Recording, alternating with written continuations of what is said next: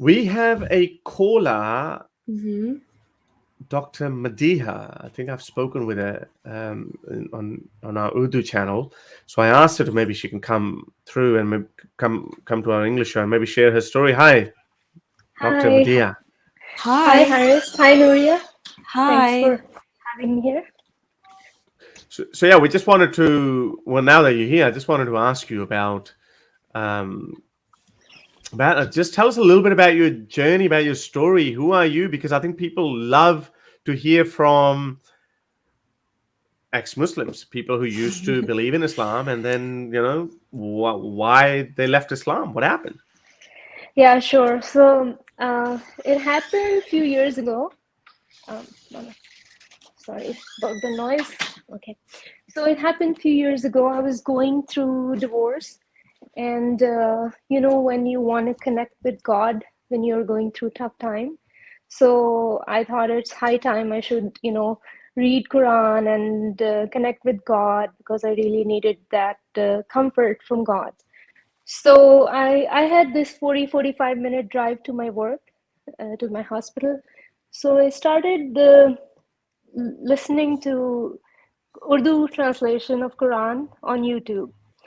And as I kept listening, I figured that the message was not as comforting. Every other verse was about God throwing, like talking about throwing you in hell or punishing you. So, like, I kept listening and I was like, I wondered, he's not talking about me. There's no word of comfort, there's no love. As like, I was more surprised to find out that God was not as kind or as loving as that was like preached to us all our lives. So that intrigued me, and I started reading about other stuff that was around, like exploring more and more. And one of my friend was she had expressed that she was an atheist. So at that time, I was like literally, off put. Well, why? What is she talking about? But then it made me realize that I really need to look into it. So I started reading The God Delusion and Sam Harris and Christopher Hitchens and Dawkins. And at that same time, I was also trying to reconcile with Islam, and I was looking into these lectures because he was the most moderate, most liberal from Islamic perspective. So it took me like a couple of years, and I took my So sorry, time. I kept whose reading. lectures were they? That was the most liberal, you said? Ramdi. Oh, Ramdi. Gandhi. Gandhi. He tries to. He's like, I found he was being an apologist. He was trying to make his argument as trying to sugarcoat as much as he could, trying to make it for people who are a little bit liberal and who are educated so they can digest his argument. But it just didn't make sense. It just didn't add up. And then the more I kept reading, the more questions were coming on my way. Like I had always had this problem with four marriages, women's status in Islam.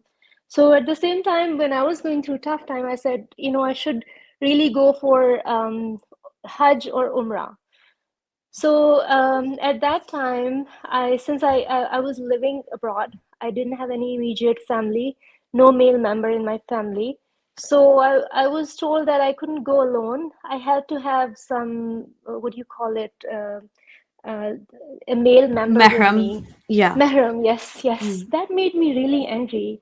And I was like, I am living here in America all by myself. I make my living. And Yes. when I have to go to see God, I need a male member. I need a male So chaperone. It's so not the I was prom. like, this is really like very degrading as a female. So I just didn't go, even though I was a Muslim. I just didn't go. Just it was my little kind of protest to God. It's like I'm not gonna go.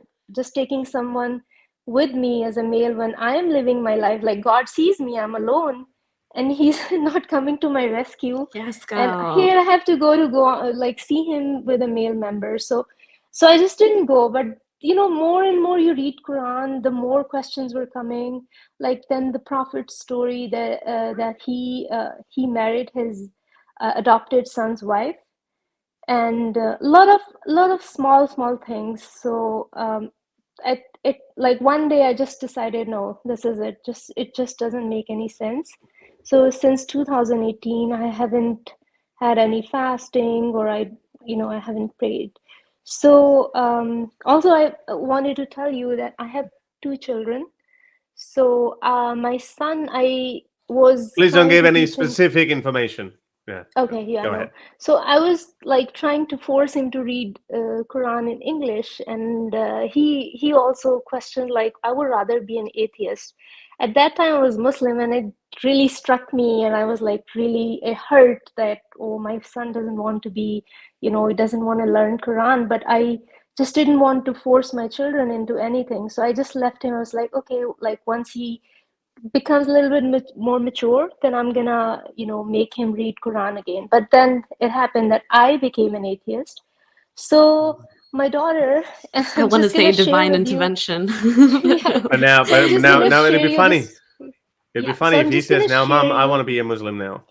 No, we won't. So just happened today. It's very, very interesting because Mhm. after I was sharing something with Haris, and he said if you want to come to the stream. But just before it happened, we were out for the grocery, and Mhm. my daughter, I hadn't had this discussion with her. She's 11, about God or anything. So I didn't know what her beliefs were. So because she has Muslim friends, and so I don't have whatever she wants to believe. So she said, Mom, can I get a candy? And I said, you can just have one. She said, can I have two? And I was like, we read at the shelf, it says buy one, get one. So she said, God is really kind to me today. I can have two candies. I wanted to have two. I said, yeah, God, he or she, whoever, if he exists or not, he's very kind to you. I said it like that. And she said, what do you mean by that? I said, well, do you believe in tooth fairies? She said, no.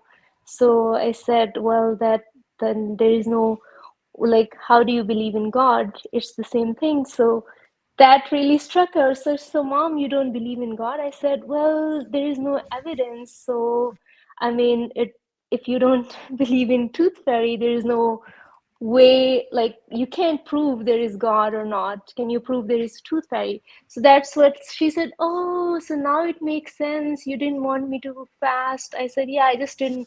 I just thought it's kind of a child abuse. So I just didn't want to hurt your feelings. So I asked her, did I hurt your feelings? I don't know if you want to believe in God. She said, no, Mom, you didn't hurt my feelings, but it's just all makes sense now. So I just wanted to have this discussion with her when she was like a little bit more understanding of the topic. So I Mhm. just had this discussion with her today. So and I'm just happy the way she handled it, and she understood the point. So I think what you guys can discuss in your channel, how the parents who are in America or all these countries abroad, they are Muslims, and they're brainwashing their children into this religion, and they're being more rigid than kids are back home for some reason, because they feel like It's an they will identity lose the thing. grip. Yep, Mm. they'll lose the grip. So these kids are more rigid, and I think we need to address this issue, how to navigate through this, and not to like let these kids um, get brainwashed into this stuff, which just Yeah. doesn't make any sense. And I think the best way to do that as well, like you sometimes just use their own stuff against them, like no compulsion religion. Why are you telling me to pray? No compulsion. Leave me alone. Yeah, They use that whenever it suits them. It's been abrogated. Your religion, to me mine. But sure, if that's what it takes to have a Muslim stop indoctrinating you or checking on how many times you've prayed or if you've fasted, I would literally say to people who would judge me for not being a good enough Muslim, because it's so hard. I'm right, not going to pray 5 times a day and fast for a month. Like, this is a lot. right, But you basically say that it's between me and my Allah. You have no right to judge me, and you shouldn't be trying to be holier than thou. That whole concept is bad. But yeah, I'm very glad that you you know, you didn't even put, even as a Muslim, you didn't put that pressure on your son. I think a parent not doing that, like your omission in a way, or kind of enables that child to take this path of freedom. Because my parents did the same thing. It was never like the carrot and stick method with Islam. They tried to do everything to tick their duties of like, we've raised a good Muslim daughter and we've given her all the foundation she needs.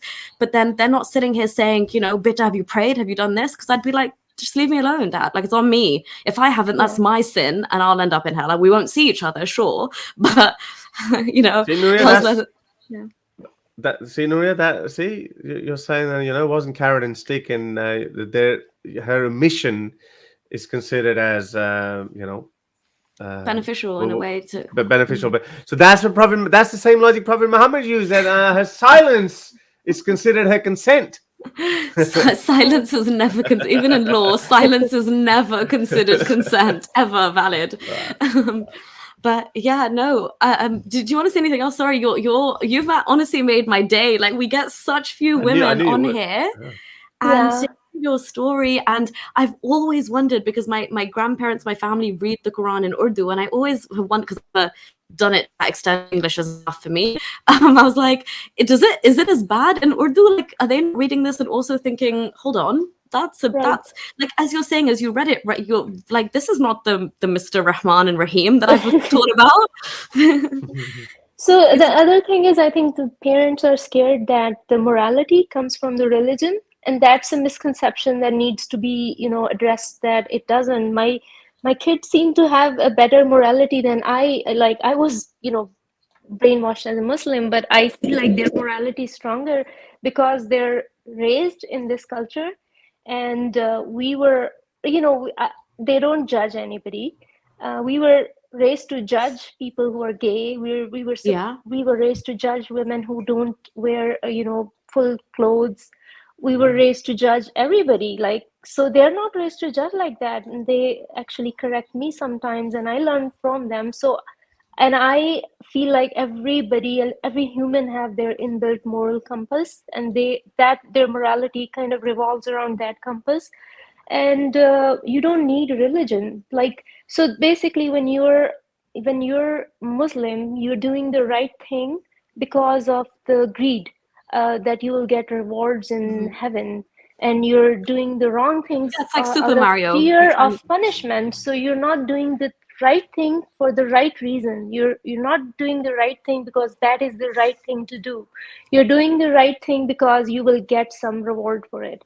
So, like, you're lying because you're not lying because if you lie you'll go to hell, but you're not lying because lying is bad.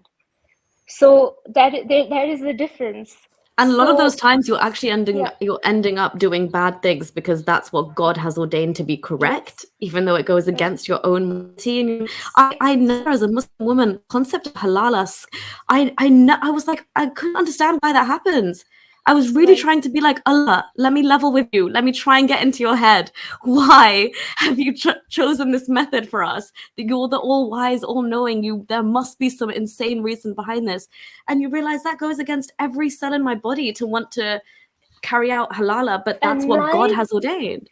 Feel like the people who are in Pakistan, the reason why the whole Pakistan or Muslim world is messed up, because they have this free pass that they can do all the wrong things, and they just buy $3,000 ticket for Saudi Arabia and go for Hajj, and they'll come clean as a baby. Haji Saab is a newborn baby. So they're basically bypassing the laws and all the punishments that are given to people when they do wrong things here. They think, now they're all clean, so they can do everything all over again. And that is the bypass, I think. And that is the reason why all the wrong things are happening in Pakistan. The morality is so, there is no morality, there is no concept. Because of this Hajj and Umrah thing, that all your sins will be forgiven and you come clean. So you do wrong thing to one person, you hurt someone, when you go pray to God, and you're good to go. So what about that person you hurt? What about the person you cheat or lied or you did fraud with? So that is the problem people don't understand. And I think we need to bring this to attention to people that this is messed up. You And said, how bad is Islam? Sorry, go on. Like, how bad is Islam? Just one last point on this loophole thing, because that's a really good point.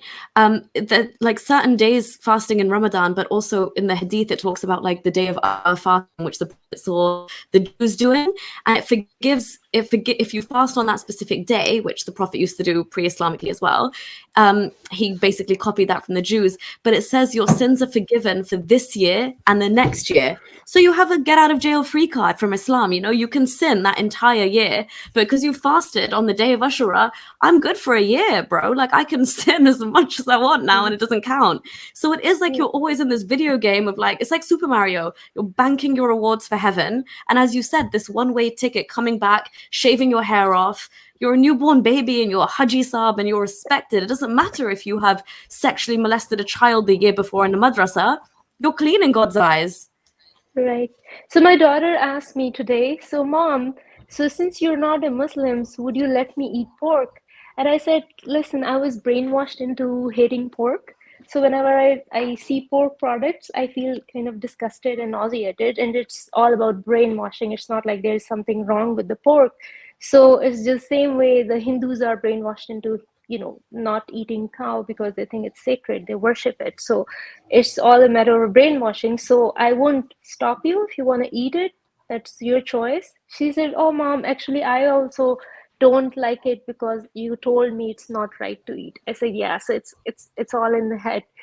And then I told her, you know, in Islam, women have less share in property. How would you feel about that? She said, no, that's sexist. So she knows. Yes, I said, a man raised can a have great four. one.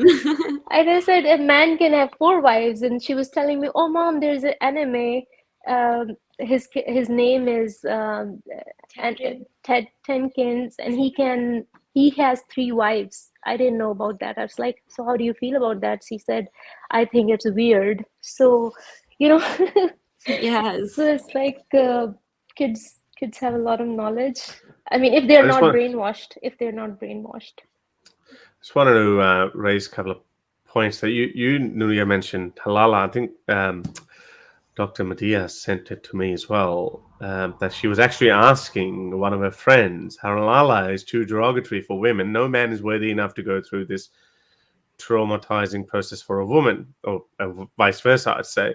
So anyway, so there's this. It's your another rich, privileged Pakistani American women having an argument with you on Facebook and whatever. So anyway, so it's interesting that you're talking about that and you sent it to me, that how it is. And then she just at the end, this is what's happening. The reason I wanted to show it, because then at the end, when argument, I don't know where it went, and then doctor said, I still can't wrap my head around this. And then she sent a photo of my very explicit video where I spoke about Prophet Muhammad's scandal with Maria Kiptia, where I actually went in gross detail when I go like where Prophet Muhammad went to Hafsa's house to satisfy her. That was her turn, and he said, "Oh, your husband, your father is calling you, Umar." And then Hafsa went there, and then she came back to see that Muhammad was actually having sex with the maid. Yeah, she was punked. She said, "Oh, I would never touch her again." So anyway, so that's the story. So I wonder what the response was. Do you wanna tell me? So I haven't heard back from them yet. So I was like, no one has blocked me. So this one is a more like a liberal. There is another Islamic group for physician women. This one is more like for everybody, and people talk all about like there are like a couple of atheists in it. So no one has blocked me, but no one has responded either. And I actually looked for Haris's videos because a lot of he's hilarious. So he's like a lot of videos he makes kind of he jokes and all that. But in this video he was kind of sober. Oh, sober! He was trying to be sober, so he was like trying sober, to, like you're, a little bit. I'm not usually. I'm not drunk that often. You're drunk on life, yeah, you are. They get like really offended if you joke about it. So he's like a little bit serious, and he's giving more on a serious note. He's talking about this issue. So because he can be really funny about this story, and the story is funny, but so yeah, he was like a little bit serious. So that's why I shared it in that they can handle hopefully they can handle it and then listen. I wanted all of them to listen to the whole story, not just turn off once they see it's Right. where it's going. Well, But I don't think a lot of people know about this, so this should be shared as much as possible. Oh yeah, well there's a lot, Yeah. but that's 1 million people saw this debate on Indian TV. 1 million people. Well, I think it's probably gone up to 1.5 million now. So this is, and they have no answers to it. They literally have no. These things are literally embarrassing. Quote Ibn Ishaq. Tell the story that when Hafsa came, she found Muhammad on her bed having sex. This is what It is was it? just a dirty grape, Paris. It's not a woman. It No, was not a dirty. grape that turned Honey. sour or something. No, honey. It was honey. It was honey. It was honey, smelly honey. yeah. It was smelly honey apparently. But then, but yeah, no. But Yasir Qadhi and all these, there's a huge amount of clergy scholars who actually agree with that version as well. That's the troubling part. It's the ordinary Muslim. That's the one that gets embarrassed. No. Must have been honey. No, I don't want to believe this. My prophet was bad breath is being thick there. You know what I mean? Like, this honey led him to have bad breath, and his wife got mad at him. Okay. That's also problem from Barelvi school of thought. I'm sure it'd be problematic from other, because Prophet Muhammad's poop smells better than musk and jasmine. But the ground opens up to like retrieve it. Yeah. How does his breath stink? Exactly. Why was his corpse? Why did his literal dead body was left lying there and stunk? There's like reports like he died like any other person would. In fact, they weren't even bothered about Muhammad's dead body in his funeral. Like, so. So, and that's why it started stinking. It started smelling. That's why. But anyway, the point is, both ways it's screwed. And then there again, these mental gymnasts. This is so pathetic. Such a pathetic religion. But anyway, thank you, Dr. Medea, for coming and sharing. Yeah, thank you so much. That was your story was so inspiring, and congratulations on your divorce. I literally, I don't think this is. I had a divorce party myself. Like, you got yourself out of a situation. Amazing. It's actually a thing, isn't it? It is a thing. Yeah, for sure. My friends divorce were like, when we partying, let's do this. Cut a cake, everything. But for sure, I mean, you're getting out of a situation that you would rather not be in. So that's a win, whichever way you look at it. But also, I just want to say hats off. You're raising your children very, very well. And as you said, like, I think there's a lot we can learn from them. Your point about, just really quickly before you go, your point about brainwashing children is so true, because I'm guilty of this myself. I was a brainwashed child. Like, when I was a Muslim, I hold my hands up and I'm guilty of, I was very homophobic. I thought people were eternally sinning if they were gay. And I thought no matter how nice I can be to them on earth and they could be my friends, they will go to hell and they are doing wrong by my Allah's eyes. So and it was my little sister. She's like much younger than me. So she's effectively Generation Z. And she would literally, when watching the news, like stand up for LGBTQ plus rights so much, to the point where I said to her, like, are you lesbian, or are you gay, or do you identify with this community? You stand up for them a lot. And she hasn't been brainwashed to the same extent that I was. I was the eldest child, so obviously the parents care less with more and more children. They're like, Quran classes, whatever, forget it for her. So she doesn't have that. And she literally said to me, like, why would I not speak out when somebody's basic human rights is being challenged? Like, you're judging this person. And I literally was so taken aback, and I was like, yeah, you're right. Why? Who am I to say that they shouldn't be allowed to live and exist and have the right to, like, if my opinion invalidates their existence, surely my opinion is wrong, not their existence. So I really, like, that was a massive self-check for me. And like, I learned so much from her when I want to go and like learn about, like, so what you're saying is completely true. You don't get your morality from the Quran and these scriptures and stuff. Sometimes it is. And that's why I have so much faith in the new generation, when all these politicians kind of like, they have their time and this comes to an end. This new generation are a lot more like, we're just going to stand up for people's rights. Well, I don't have to be a part of this community to say that human rights is a value for everybody. And as you said, when you're not indoctrinated from the beginning, it's a lot easier to think like that. I'm ashamed of the way I used to think, but I'm so grateful I was able to move past it. And I really appreciate that you're passing that on to your children, and you're asking your daughter how she feels about second, third, fourth marriages, because I already see like that self-respect that's inbuilt within her, that Islam hasn't like shattered, you know, that a woman should put up with a man having more women. No, we shouldn't. Put your foot down. That's weird. That's wrong. And I see one last thing I want to say. I was brainwashed. I was raised in Pakistan. So in Pakistan, the basic human rights, there's no concept of that. The word is actually demonized because it's associated to all these NGOs, because they were the ones who were talking about these human rights. And whenever the word I saw in newspapers and when I was growing up, I didn't pay much attention. I was taught like, you know, it's American conspiracy and human rights are not nothing, like it's Allah's will before anything. So that is the concept that everybody in Pakistan and probably in America, all these Muslims, movements, they grow up with. So that needs to be changed, that human rights take precedence before gods or God or anybody. But, you know, it's basically really about changing your mind. People are not even willing, especially women, are not even willing to listen. They're like, you'll really rarely find women who are actually atheists or even willing to change their mind. Men are more, I think, open-minded, but women are not. Yeah, there was a poll as well that they did a survey, and it said that women tend to be, because women really like they hold on to those feelings of like hope, as you said, and I think Islam doesn't set women up to leave. It sets you up to like instill so much fear and guilt into you that you find the safe space within your Stockholm syndrome. You literally get comfortable there, and you end up living your entire life in that space. And in general, it's such a sad reality, but I mean, so far what the data has shown us is that women tend to believe in religion or want to hold on to it slightly more than men. Yeah, so I mean, again, that's why this is amazing. Like, women like you're responsible for the next generation. You are cutting out that generational indoctrination from the source, and you are changing your ways, and you're making your children think critically and be inquisitive and question dogma.